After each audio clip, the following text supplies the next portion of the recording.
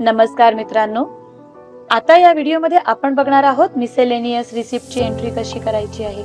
यामध्ये आपण आपल्या बँकेमध्ये असलेल्या रकमेवर मिळणारा इंटरेस्ट किंवा व्हीओ आपल्याला दर महिन्याला काही रक्कम प्रभाग संघाकडे देतो, त्या रकमेची एंट्री इथे करू शकतो। आता टॅली ओपन करायची आहे। त्यानंतर समोर आपल्याला MSRLM मॉड्यूल दिसेल, त्यावर एंटर करायचे आहे। पुढे जाण्यासाठी आपल्याला ट्रान्झॅक्शनवर क्लिक करायचे आहे। आता आपल्या समोर मिसेलेनियस रिसिप्टची स्क्रीन ओपन झाली आहे। आता सर्वप्रथम आपल्याला व्हाउचर नंबर दिसेल।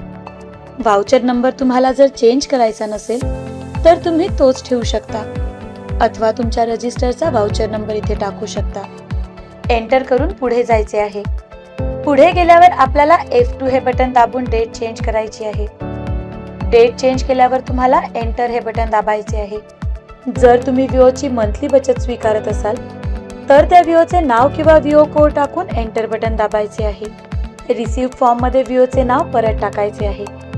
अथवा तुम्ही जर प्रभाग संघाच्या बँक रकमेवर आपल्याला इंटरेस्ट मिळत असेल, त्याची एंट्री करायची असल्यास तिथे रिसिव्ह फॉर्म मध्ये बँक इंटरेस्ट हे टाकून पुढे यायचे आहे। एंटर करून पुढे जायचे आहे। अकाउंट मध्ये कॅश किंवा बँक हे सिलेक्ट करायचे आहे।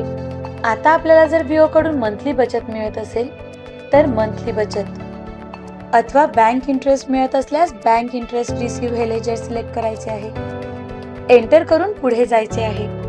अमाउंट मध्ये अमाउंट एंटर करायची आहे। अमाउंट टाकल्यावर एंटर करून पुढे जायचे आहे। न्यू रेफरन्स सिलेक्ट करून पुढे जायचे आहे। एंटर करून नरेशन मध्ये जायचे आहे। नरेशन मध्ये गेल्यावर तिथे आपल्याला नरेशन टाकायचे आहे।